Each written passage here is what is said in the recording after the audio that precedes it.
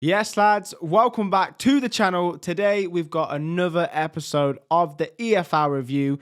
After what was an amazing weekend, we've got last-minute goals, long throw-ins. There's a lot of long throw-ins this week. And we also had some massive disappointments, a couple of shocks as well. So yeah, a very good week overall for the EFL. So as usual, I will be covering 5 games from the Championship, 3 games from League One and 3 games from League Two in a bit more detail, but we're also going to see how well I did. Did I get any results correct? Was I completely off it? I already know there's a few. I'm massively off it. Blackpool fans, stick around because I got yours so wrong. But before I do get started, I will be doing a player of the week, a team of the week, biggest disappointment and the shock result for all 3 leagues at the end, so stick around for that too. So yeah, League 2. I predicted this one to be a bit of a difficult one to call this week, and I think I was completely right. So when it did come to picking the games, I found it difficult to pick 3 because there was a lot of good contenders, but I have gone for these 3, and starting up first, I am going to go for MK Dons against Cheltenham. The score, it was MK Dons 5, Cheltenham 0. And I wanted to do this game because this to me was a real sign that MK Dons are finally here. They've been all right up to this point, but this was a great example of the fact that this is just a great team full stop, and they've got so much quality all across the pitch as well. You know, there was a couple of goals that they did score that Cheltenham more than helped them with. The first in particular, shocking defending from the corner, but it was still a nice header from Sanders to put them 1-0 up. Nothing the defence could do about the second goal. Alex Gilby, take a bow. What a hit it was. It was like a nice little build-up as well. It wasn't just sort of a long-range shot. It was a nice little build-up. Ball was passed out to him. Side foot. First time shot. Honestly, the amount of times that you see these fly over the bar. Unbelievable strike. Great goal for the second. As we mentioned, poor defending from Cheltenham. A couple of goals it happened. This was the same for the third goal. Joe Day, he held the ball and it just spilled. And for me, you as a goalkeeper, your number one job when there's no real pressure on the board is to hold it. So Joe Day, he'll know that it was a bad mistake. He'll know that he's got to do better. Experienced goalkeeper, but nonetheless, it still happens. It was a blunder and it was 3-0 to MK Dons. And the game, in all fairness, the game was already done by this point. But then Russian Hepburn Murphy, great finish in off the post. He's always been a good finisher. I don't think that's ever been the problem with him. It's just the consistency of getting the finishes. And credit to Callum Patterson as well. Lovely little reverse pass from him to even get Hepburn Murphy in.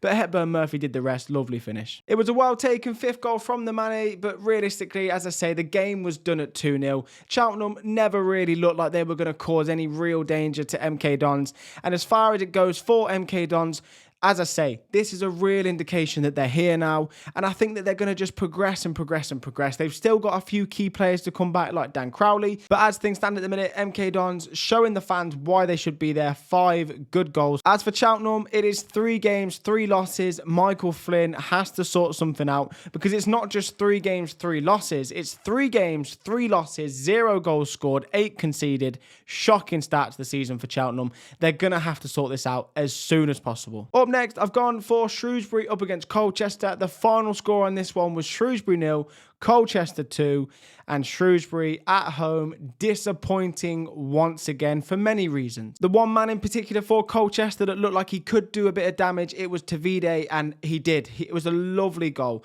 The ball sort of like slipped into him, and the way that he took the ball with his first touch to sort of just take the Shrewsbury defenders out the game was sublime. He just looks so sharp this season. I don't know what it is about him this season from last season, but he looks like he's really maturing into a great striker, and the finish as well. So the first touch was superb. The finish so composed through the keeper's legs. But again, another week, another red card for Shrewsbury. It was McDermott, and it was 100% a red card. You can see it. You can see that he gets frustrated. He tries to dribble through a couple of players. If you've played football, you've been there before, where you trying to do something, it doesn't quite work out. You get frustrated, you lash out. The problem is when you're playing at the highest level, which is professional football, League 2 upwards to the Premier League, he's gone in 2-footed. He's clearly took the man.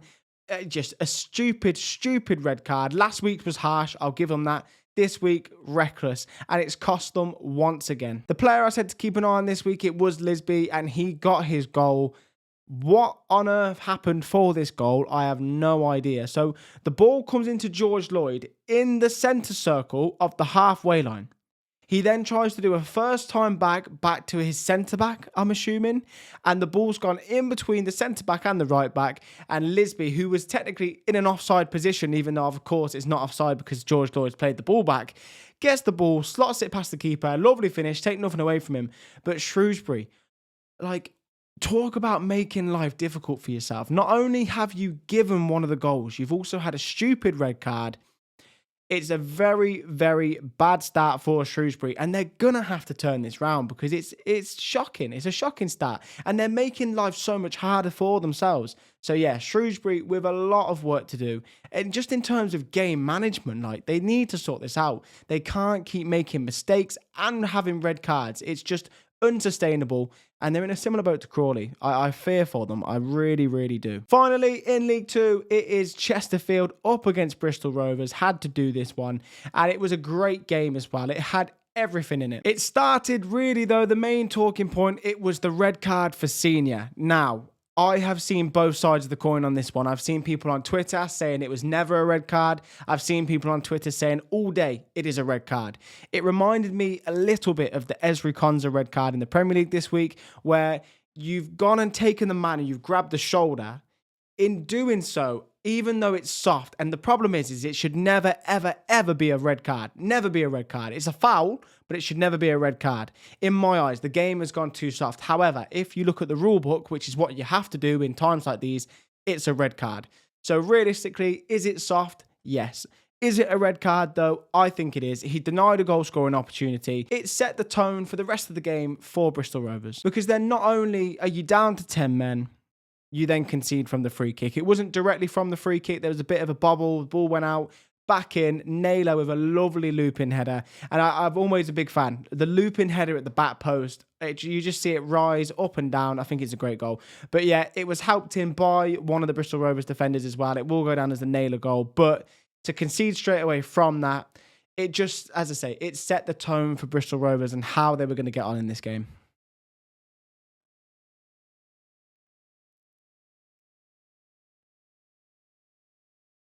You know, even down to 10 men, Bristol Rovers did still have chances. They did still look a threat sometimes, but realistically, Chesterfield were in control. And if I'm going to be honest, there's one man, I was going to save him for the end. He should have maybe won my player of the week for League Two. So a spoiler, he hasn't.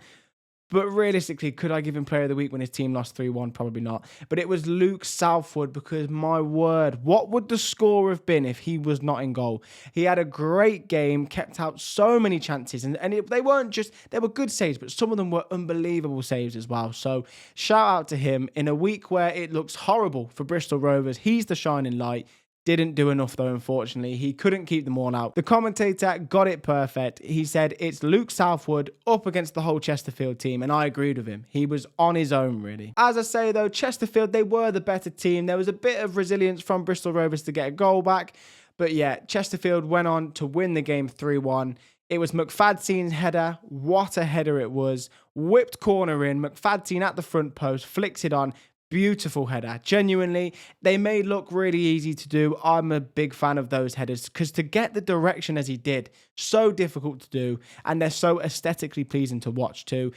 Also, Lee Bonnis, how many chances did you have today? He should have scored. He could have got 4 himself. Luke Southwood, fair play to him, made some good saves, but Lee Bonnis, got to do better in front of goal. Got to do better. But of course, it did finish. Leon Mandeville, my Chesterfield player of the season prediction, whipped in cross from the right-hand side. At the back post was Dobra. Easy finish. Chesterfield 3-1 on the day. Deserved to win as well. So yeah, Chesterfield looking like they're having a good season, as I predicted them to. Bristol Rovers, though, I predicted them to have a good season too, and it has started with a very disappointing tone. Lots of work for them to do. League Two overview. So, player of the week, I have gone for Swindon's Joe Snowden. There were many players I could have gone for, but I really appreciated, 21 years of age, a goal and an assist to help your team win away from home.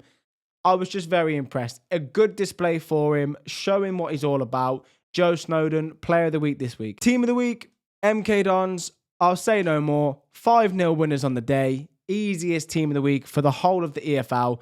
Just a very solid home performance, showing everyone why they might be destined for League One. Biggest disappointment, I'm going to go for Shrewsbury, not because they lost 2-0 to Colchester, because in all fairness to Colchester, a good side in my opinion, but because of the way that they lost. Another red card. They have to stop. Disciplinary record is horrible this season, as is their wins. They've got none. As well as that, the final Colchester goal. George Lloyd played in Lisby from, 30 yards out? And George Lloyd, of course, plays for Shrewsbury. Horrible pass. Again, another big mistake for them. So yeah, biggest disappointment, Shrewsbury, because they've lost in a horrible way once again. Shock result, I'm going to go for Barrow beating Notts County. Even though they were at home and Notts County haven't started too well, I just think to concede an 89th minute goal to Notts County for 1-1, head started dropping, but no, 97th minute winner. Listen, this is what the EFL is all about. So yeah, shock result. I'm going to go for Barrow 2, Notts County 1. Fair play to them. Now then, we have got League One, and we will start with Leyton Orient versus Stockport. So Stockport back in one of my 3 games to talk about, because this was a great game.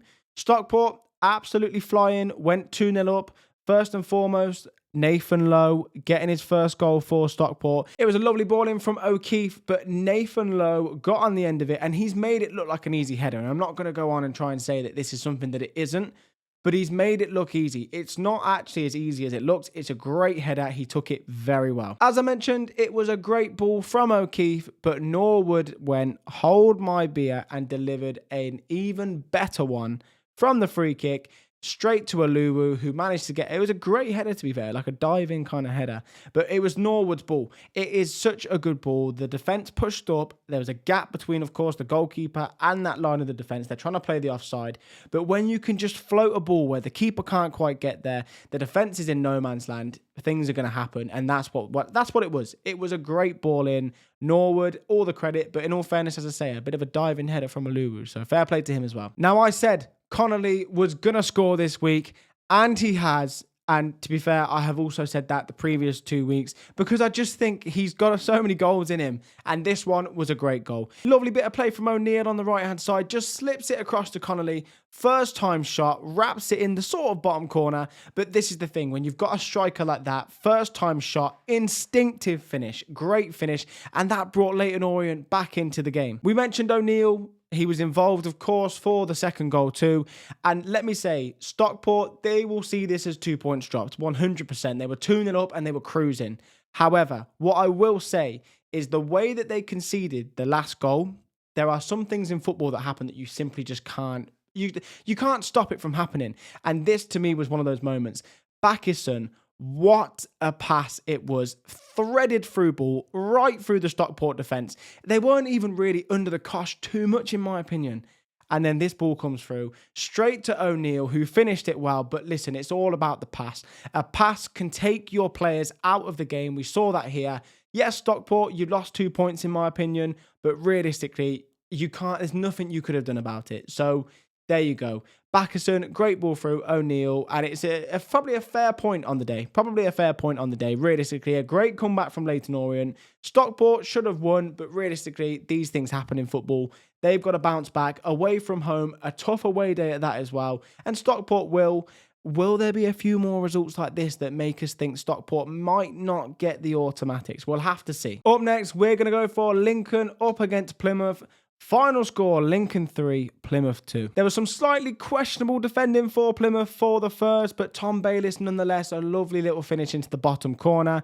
Really composed, side foot, placed into the bottom corner. We've seen Cole Palmer do them so often. Tom Bayliss, it was his turn to do it today. And as I say, slightly questionable defending for the goal as well, but we're going to go from slightly questionable to... what are you doing? Absolute calamity at the back for Plymouth, and James Collins was there to poke it in. Just awful defending. As for the penalty given away by Wiradoo, and it was, one of those penalties a bit tough to take if you are a Plymouth fan. Let me know, do you think it was a penalty? I think a lot of the penalties that were given this week were quite fair. This one, I'm a little bit on the fence on, so Plymouth fans, do let me know. But nonetheless, James Collins steps up, sees the penalty off, and all of a sudden, it's 3-0 to Lincoln. and Plymouth look in trouble once again. They did come back though, Aseni with the goal, and all credit to Plymouth. This was a nice goal, a lovely little counter-attack, very direct, very quick. The sort of goals that I was expecting them to be scoring, just not from 3-0 down. But 2 minutes later, Amechi got the next one, and I really thought this was going to be the comeback that was on the cards, and I was genuinely thinking, they're going to do it, aren't they? Lincoln were holding on towards the end. They managed to grind out the result, but let's be honest, Wiradu getting sent off, that really killed all momentum of any sort of equaliser. And listen, I know he's had a very difficult time at Plymouth. There's been I believe there was racial abuse that was sent to him. He deactivated social media. So I feel for him so much. To get sent off, to give away the penalty, it's just a nightmare start. And I predicted him to be their best player, their best new signing, sorry. I really, really hope he can improve and get things going to the level that we've seen him do before. But yeah, a really difficult start to him, and I hope that his head hasn't dropped too much, because it's a horrible place to be with the social media world as it is. So yeah, I hope he's all right. I hope he bounces back, but it's a very tough start, as I say, to life at Plymouth. Now then, this game, Blackpool versus Huddersfield. I predicted an easy win. I predicted Blackpool's shaky defence to really struggle against Huddersfield. I said it would be 2-0. I said it could have been 3-0. Yeah, I did also say watch Steve Bruce manage to somehow do this, and he did. Blackpool 3, Huddersfield 2. What a game this was. 4 minutes in, I was so convinced that this was going to be as I predicted, if not more. I was thinking this is going to be maybe a cricket score, because Huddersfield took the lead and went 1-0 up. As I said Blackpool's defence was so shaky. And then Huddersfield decided to make me look like the biggest idiot anyone's ever seen. As I say, before the game, I said Blackpool's defence unbelievably shaky and Huddersfield's defence is so strong. There must be something in the water at Bloomfield Road, because what happened? What happened to Huddersfield's defence today? So the first goal, Jack Watmer decides to go and try and do some sort of jump mid-air, misses the ball completely. I've seen this happen before. I've seen this happen on the Sunday League pitches. It was horrible. Anyway, horrible. The ball then gets played through. Ennis is through on goal. And Goodman, what happened? So there's me thinking, if you'd have said to me that there was going to be a goal of poor defending, dodgy goalkeeping, I'd have said Peacock Farrell at it again. Incorrect. It was Goodman this time. Someone who's normally so good, but it was basically like the shot goes in, he sort of like parries it off. I don't even know.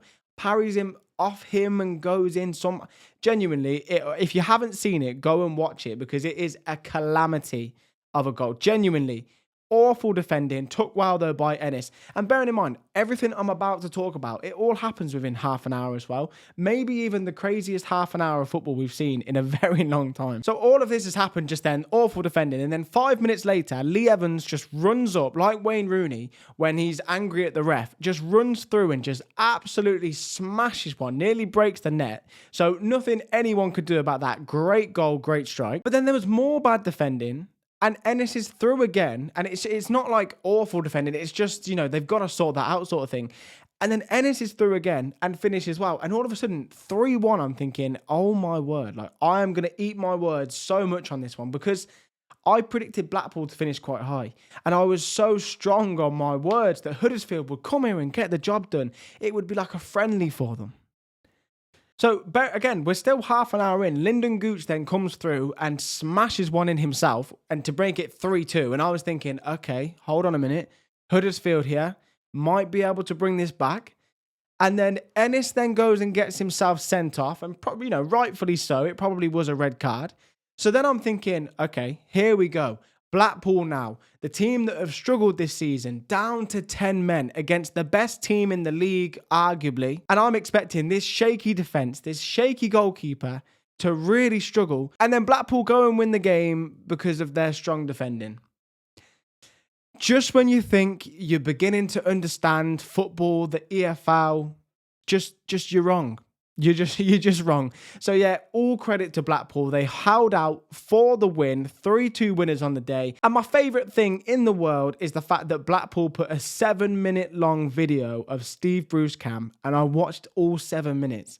because I just, yeah, I don't know why I did, but it really, if you haven't seen it, go and watch it. It's captivating. This man cares so much about football and Blackpool. So, yeah, maybe this is the point. Maybe this is where they turn it round. But Blackpool, as I say, all credit. Huddersfield, they'll of course be disappointed. They probably should have gone on and got the win, down to 10 men from 30-something minutes. But yeah, Blackpool, winners on the day, proved me wrong, proved a lot of people wrong, and have shown maybe they could charge for that playoffs. Great 3 points for them. League One overview. Player of the week, I've gone for David Turnbull, 2 assists, and he was instrumental in Cardiff's 3-0 win against Rotherham. Just think he's far too good for this league. He's proved it here. There was a lot of contenders, by the way, before people start giving me some slack. There was a lot of contenders. I know there were. I've gone for Turnbull because I just think his overall impact to the game was the most. And yeah, a great week for him and for Cardiff. So that brings me on to team of the week, and that is, of course, Cardiff. 3-0 winners, as I say, against Rotherham. And for me, it was the stats that were killer here. So Cardiff City restricted Rotherham to having one shot, and that shot was from outside the box. They also made them only have 24% possession. It was a dominating victory from Cardiff and a real sign of intent that they are going to get promoted. Rotherham fans, you gave me a lot of stick at the start of the season saying your team had signed basically prime Barcelona. I'm sorry to say this, but you haven't. And I think you might get relegated. So let's see. Are you all talking as much now? Let me know in the comments down below, Rotherham fans, after another poor performance. Biggest disappointment, I've gone for Reading, who I had down as playoff hopefuls. They lost 2-1 to Wimbledon at home. And the reason I've gone for them, there wasn't tons of disappointing losses in League One this week. I've gone for Reading just because, again, Wimbledon are a team I'm anticipating to be a bit lower down. Reading, a team that I want to be in the playoffs. I really think they have enough quality. So to lose 2-1 to Wimbledon, it was just one that stood out a little bit. So yeah, Reading, a bit of work to do. Got to come back stronger. Shock result, of course, I'm going to go for Blackpool. Fair play, Blackpool. I predicted them to lose. Of course, they went and won 3-2, down to 10 men. The craziest half an hour we've probably seen in the EFL in a very long time. Huddersfield will be so disappointed they didn't go on and get the win, but Steve Bruce has done the job. Blackpool 3, Huddersfield 2. Blackpool fans, I know you're going to let me know anyway. You already have let me know. Tell me how you're feeling. Positive after that, or still a bit worried about the defensive shakiness? And Huddersfield fans, have you caught the bad defensive genes from Blackpool at Bloomfield Road? Let me know as well. But that is my League One overview for this week. Now then, finally, it is time for the Championship. So 5 games for the Championship. And I've got to start with Hull versus Oxford. What a game this was. There's one man in particular that stands out, and that is Ollie McBurney. Involved in all 3 goals. The first was a lovely little move between him and Joe Geldhart. So the ball comes into him, and what I like about McBurney is he will get the ball to feet. He's not just one of these tool strikers that you can't do this with. Holds it up really well. Little layoff to Geldhart, who then does the rest. But yeah, McBurney, the man of the moment. Showed his class again for the second goal. Lovely little round the corner pass. Just overall, his overall play today was just so clean, so composed. That's what I'd say. A very mature performance from a player that realistically a lot of people thought was done. Of course, though, got to mention Oxford. Lancashire got there first. Lovely finish. Tyler Goodrum did really well to keep the ball in play in the first place. And as I said at the start of the video, long throws, are they the new sort of meta? Is this what we're going to be seeing? We saw it today in Arsenal versus Manchester United. We've seen it all across the EFL all weekend, and it was a great example of it here. Simply, Hull just didn't deal with the long throw-in. The ball came out to Cameron Brannigan, who had a lovely little volley, but Pandor, he'll be very disappointed. Poor goalkeeping, should have done better. It really did cost them. It gave Oxford that lifeline, and it was 2-2, leading up to the final moments where, you guessed it, Ollie McBurney got the winner. And for the winner, it was composure of the highest order. As I've said, very mature performance from him. The ball comes in from Ryan Giles. He takes a touch, and I think a lot of younger strikers would have just tried to hit it in the last minute of the game. McBurney takes the touch, settles himself, places it into the bottom corner, goes to the near post as well, completely wrong foots the goalkeeper. Great finish from him, and yeah, fair play to Hull, a team I haven't given much chance this season, but if Ollie McBurney is going to continue playing like that, they've got every chance. So yeah, Ollie McBurney, clear man of the match, a great result for Hull. And Oxford, they need to do better. They've got to try and get some wins on the board. I've predicted them to stay up, but if there's results like this that keep happening, they're going to struggle. So yeah, Oxford with work to do. Hull, good performance, good win. Up next, we've got Millwall up against Middlesbrough, and this was a crazy game because 3-0 to Middlesbrough. I would never have predicted this in my wildest dreams. Millwall, to me, looked like such a good side this season. Middlesbrough, not because they're not a good side. Of course, they're a great side. I just think Millwall, such a hard place to go and get 3 points, let alone to go and do it by winning 3-0. It was a great first goal from Middlesbrough. It was Hansen, lovely little turn, literally took 2 players out of the game, slips it through to Whittaker, who is a player that I'm hoping to show his class this season. Whittaker, lovely little outside the ball scoop into the path of Hayden Hackney, who smashes the ball in and proved why many Premier League clubs are after him, as well as Whittaker, why Middlesbrough did pay the money for him. So I, on my X account, posted my accumulator this week, and it got 9 out of 11 correct, would have won £2,500 from £2, and Millwall and Shrewsbury let me down. Now, Shrewsbury, they looked crap all game. I'll let them off. If it was just Millwall, my word. The ball comes in, and I don't actually even remember who it was that got the header, flicks it onto one post, across the goal onto the other post, and out. Honestly, if that would have been what wrecked my bet, this video might not have come out because I wouldn't have recovered from it, because wow, what a miss it was. What a chance for Millwall to get back into the game that they didn't take. When Middlesbrough went 2-0 up, it was the most EFL goal you've ever seen. Scramble, kicked, not cleared, kicked back in, pinball, this and that. And then Jones just quite literally just smashed it in. Proper EFL goal from a proper EFL player, to be fair. But yeah, it went to 2-0, and it looked a bit difficult now for Millwall to get anything back. The game was finished off by Bergzorg, but forget about him for a moment, because Finn Azaz, what a ball it was. A little dinked ball, perfectly weighted. It was a good finish, to be fair to him, but Finn Azaz, it's all about him. And Middlesbrough showing everyone why they could have a very good season. I have them to just sneak into the playoffs ahead of Millwall. This is why Rob Edwards will be delighted with that. 3-0 Middlesbrough away at Millwall. What a result. Up next, it is Sheffield Wednesday up against Stoke. And this one, a great Stoke performance. All credit to Stoke and to Mark Robbins, who I did say that wasn't maybe the man for the job. I'm not going to get too carried away. They've beaten Derby and Sheffield Wednesday, fine. But this started so badly for Sheffield Wednesday. Given the ball away in your own half in the first minute of the game, and whilst the goal was going on, there was an announcement about protests and how the club don't want any protests. Honestly, it couldn't have been a worse start. What a toxic environment I'm sure it is at Sheffield Wednesday, and it was only made worse by this. My one to watch this week for Stoke was Mbama. He took his goal very well. He had another chance as well that was cleared off the line, but he took his goal well. What Charles, the goalkeeper, was doing, I'm not 100% sure. Again, Sheffield Wednesday, maybe their own demise was their fault here. A poor bit of goalkeeping, and overall just a poor result for them. All around, 2 mistakes, 2 goals. But you know, they did come back. Barry Bannon, speculative overhead kick. I thought it was going in. And Victor Johansson, the man that I said Stoke needed to keep. And this proves why. What a save it was. Could even be save of the season. Maybe, you know, there's probably going to be a few more better ones than that, to be fair. But in terms of a save, reaction save, what a save it was. And realistically, I don't think Sheffield Wednesday were going to come into the game. But it just stops any form of panic taking place, the crowd getting up. Unbelievable save. Stoke finished them off. Sorba Thomas on the left-hand side, whipped the ball in. Mbama or Manahoff could have got the goal. It was Manahoff, but listen, Sheffield Wednesday, very tough start here. I'm very worried for where things are going to go for them. Of course, I predicted them to get relegated.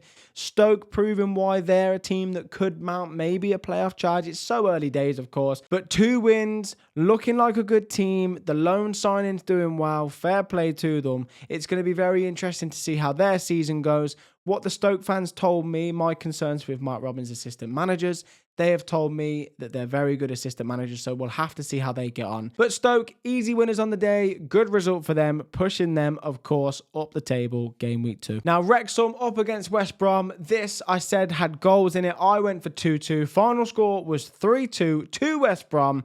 Great result for them. Before the game, I pinpointed 2 positions. It was the number 10 role for West Brom and for Wrexham. Of course, Josh Windass pulled his hamstring, went off after half an hour.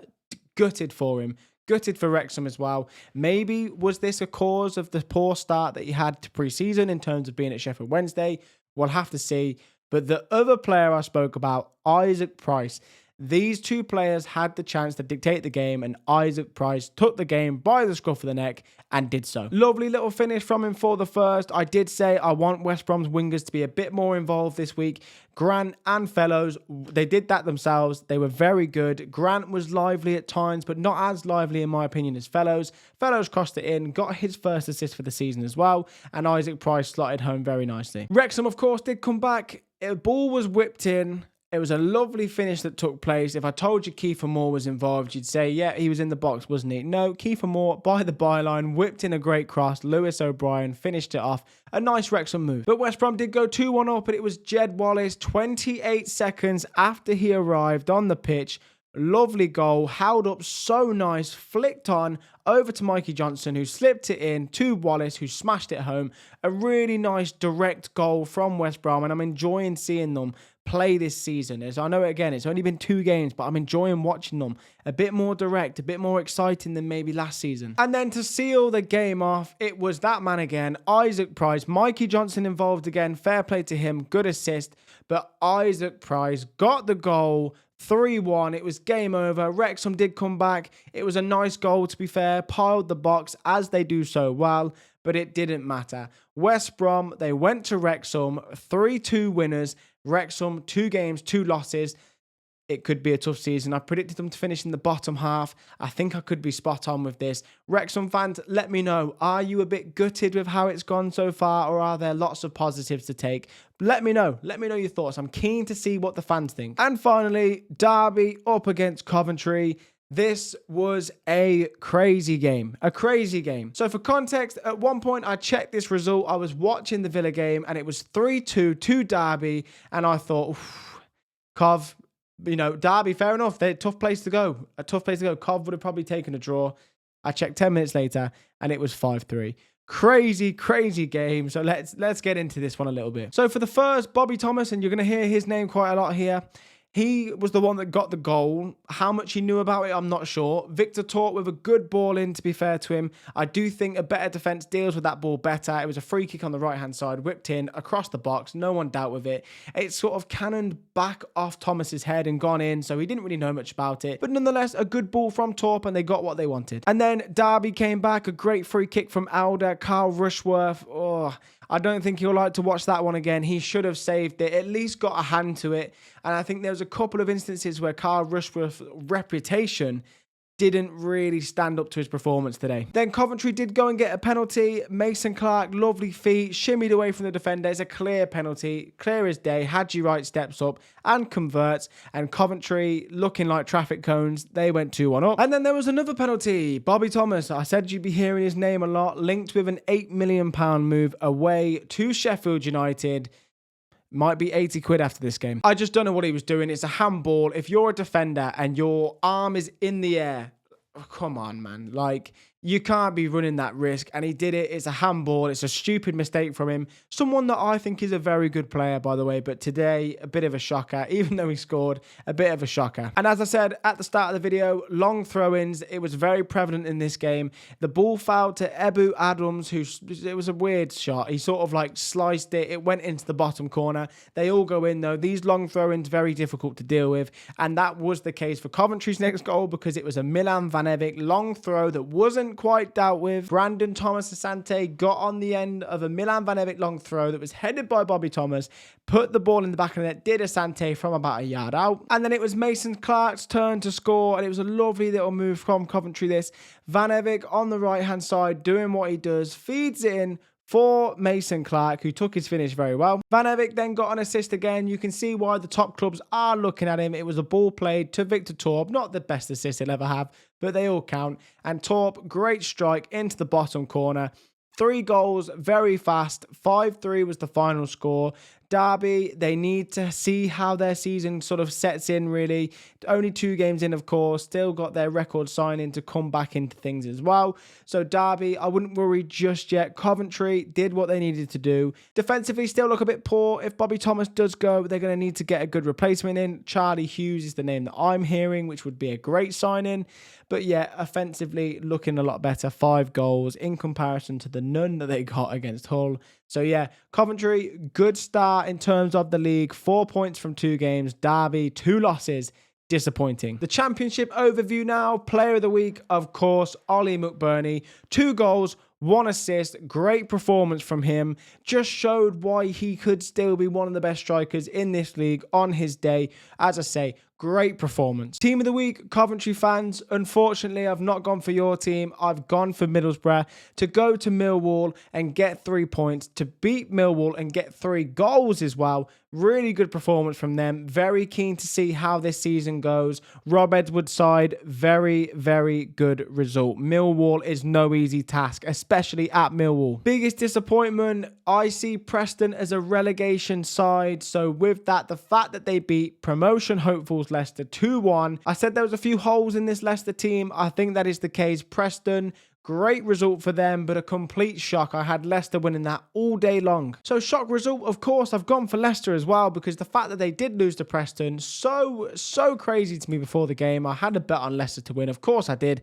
But yeah, Leicester losing, shock result, biggest disappointment on game week 2. Some great results this weekend, some unexpected turns and twists, exactly why we love the EFL. So what are we doing for the midweek games? Well, we are going to do a very brief version of this. We're going to put that over on the short form, and we're going to do the same for the review. So we'll be back like this as normal next weekend. I'm looking forward to it. We've also got the Premier League review. I'm filming it tomorrow, waiting for Leeds versus Everton, and then I'll clip that in as well, put that out on Tuesday morning. So yeah, it's all going on. This is the week before the international break. So, of course, we've got League 1 and League 2, but the Championship and the Premier League will be gone. So, yeah, some interesting games ahead next week. I can't wait already. Thank you so much for watching and all the support so far. And I will see you on the next one.